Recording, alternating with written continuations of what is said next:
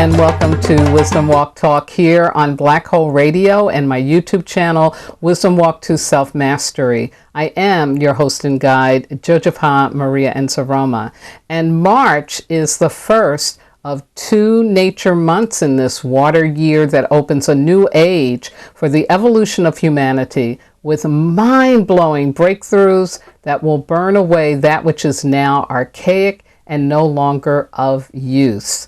My theme for this month has been new beginnings, and through 2 previous live broadcasts and videos, which I'm still producing, I've provided wisdom and insights on how in this time of COVID combined with the Age of Aquarius, we've been brought deep revelations of truth, amazing opportunities for reclamation of joy and conscious rejuvenation. And tonight I conclude that with creating your new world. Okay, now I'm going to move into tonight's program for my spiritual spill. I will do a quick review about the new lifetime, the letting and learning and letting go. Then I'm going to talk about creating your new world, the why and the how.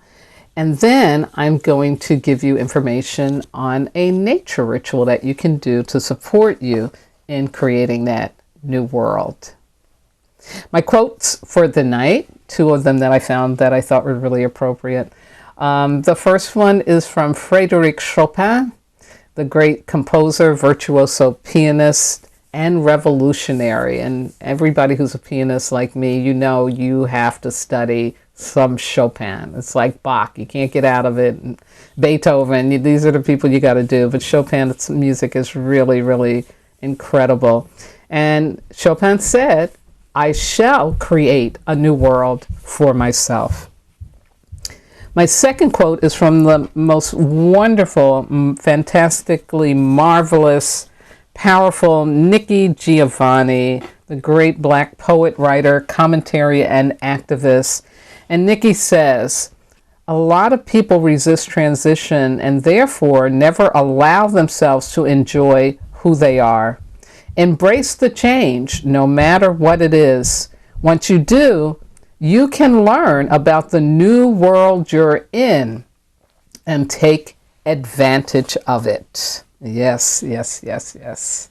I was making a lot of truth tonight because I got to take another sip of this water. Wow. Powerful stuff, powerful stuff.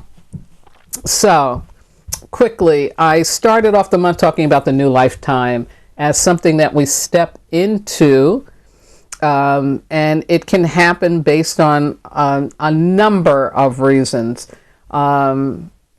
From, great gain in your life, great success, but also great loss. But you're into a new lifetime because you have the awareness that something has evolved, that something's been transcended, that the who you previously believed yourself to be is no more. It's no more. You've stepped more deeply into your true self, your authentic self, your ideal self, and you love and appreciate your life in those moments. Yes. You may not look the same, you may not sound the same, you won't dress the same.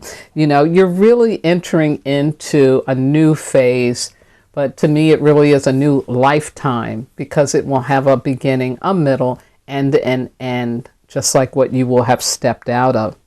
And this is a natural part of our living. It's interesting that, our lifetime had really gotten redefined according to work.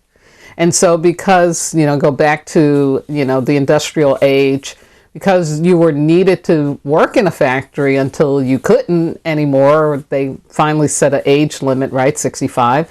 But, so your lifetime was that being in that work, being in the factory or things related to the factory, but you were on that time frame. And then you got to retire, and retirement wasn't considered a new lifetime. It was like, okay, I don't have to work. So it's important, I think, that we rethink, how does we want to experience ourselves, how we want to experience our growth and our development. And to me, it can be a very full, exciting picture with new things showing up, no matter how old you are. No matter how old you are. So the learning and letting go piece is what has to happen so that we really can take advantage of and be in that new lifetime, like what Nikki Giovanni said in that beautiful quote. You have to allow yourself to accept that even a way of thinking that worked for you before doesn't support you in terms of who you are now. And this is hard stuff, none of us likes to have to let go of things. There is grief in it, but boy, is it worth it. Boy, is it worth it. Because the closer you get to the truth of who you are, the happier, the more fulfilled you are going to be. Life becomes easier. Yes. So it's worth it to do the learning and letting go. So a new lifetime really also brings with it the opportunity to create your new world. Yes, yes. So the why would we want to do that? Why would we want to create a new world? And to me, the most commonsensical response is because we continue to have evidence of great imbalance in our world, in our ability to honor and have reverence for each other as human beings. During the COVID experience that we're still in, it's not over yet, but we've experienced how there was this putting profit over people, not caring that people were going to get sick and die. That making the money became important, and unfortunately that's still going on. And these things are about being out of balance with what it is to be a human being, to be a loving human being. And so we've done a lot of disregarding of what truly matters. And overall, what truly matters is love that is mature, universal, and divine, because that's what really empowers us. That's what really enables us to be in balance, to be aligned with a greater order and direction, with our highest purpose, and with our soul. Yeah, our true self. So here's some hows that I'd like to suggest to you for how you can go about creating your new world. Because the new world that we want to be in isn't going to happen because of what somebody else does. It's going to happen because of what you do. And when all of us take responsibility for how we can create something more, something better, something new, then we'll see the shift. Historically, this is how it happens. So I'm going to focus on yourself. And the first thing is I want you to identify at least 3 troubles, problems, challenges in your life that you want to eliminate. Not manage, not reduce. No, I mean eliminate. Like a big one for a lot of people is unmanaged debt. Debt that you can't manage. Like to be able to eliminate that. Yeah. And other things. But identify at least 3. For you, what are the troubles, problems, and challenges? The next thing I want you to do is get yourself still. Put on some good meditative music, or some music that helps you feel really calm, helps you go into a good theta state. And I want you to begin to imagine the change that will occur for you when those problems, troubles, and challenges are no longer existing. What does life look like in your new world? Yeah. And so take some time to do with that, play with that. For some people, you can do your vision board. It's really easy for some people to do that. For some people, it is just sitting and thinking.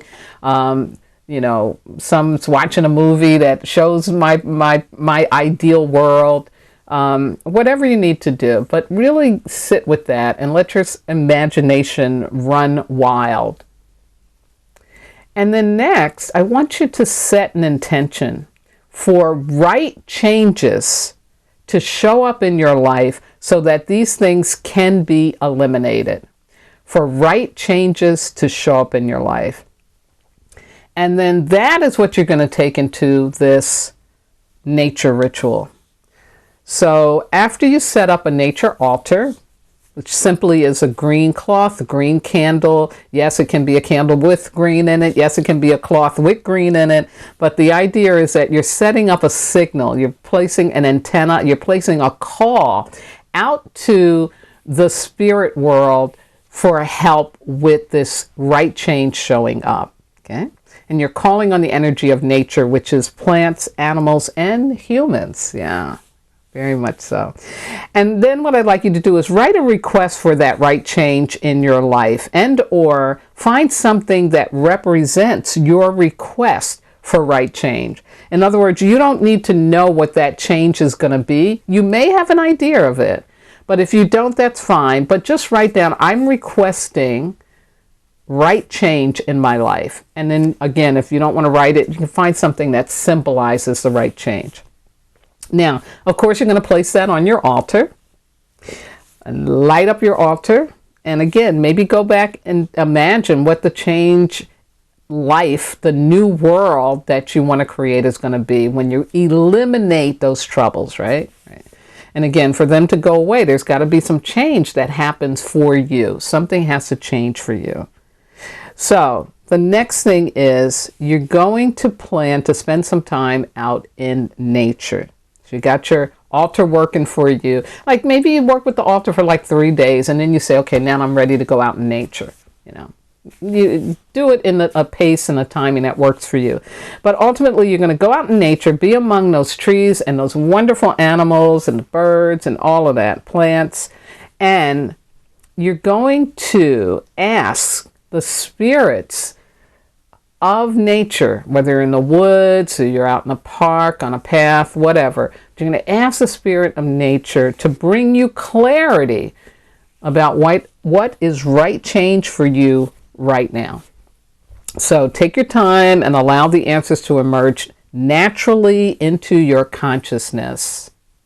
Chapter 20 in my book, The Wisdom Walk to Self-Mastery, can provide you with a more detailed guidance for connecting with the nature spirits and making your faith gesture. And many blessings to you for this journey, as it's really, really important. Yeah. My Sarah saying for tonight, out of her book of quotes, I found this one that was given by the great Eddie Cantor, who was a vaudevillian comedian and an early movie star. And he says, slow down and enjoy life. It's not only the scenery you're going to miss by going too fast, you also miss the sense of where you are going and why. Yes, yes, yes. Thank you, Miss Sarah, for that. And last but not least, I want to thank my God, my ancestors, my spirit guides, my loving entities, everything that walks with me, keeps my head to the sky, my feet to the ground, and my heart open to do this important work with and for all of you. Please, please, please know that we are not done with COVID. It is not over. Unfortunately, based on Dr. Fauci's knowledge and estimate, we may get another surge. Of course, what's going on in Florida would add to it, and I'm sure there's things like that going on in other states. So hang in there. Hang in there. Focus on your mineral week. Focus on all that good heart opening and heart rebirthing energy that's coming up astrologically. Continue to wear your mask. Practice social distancing. Wash your hands.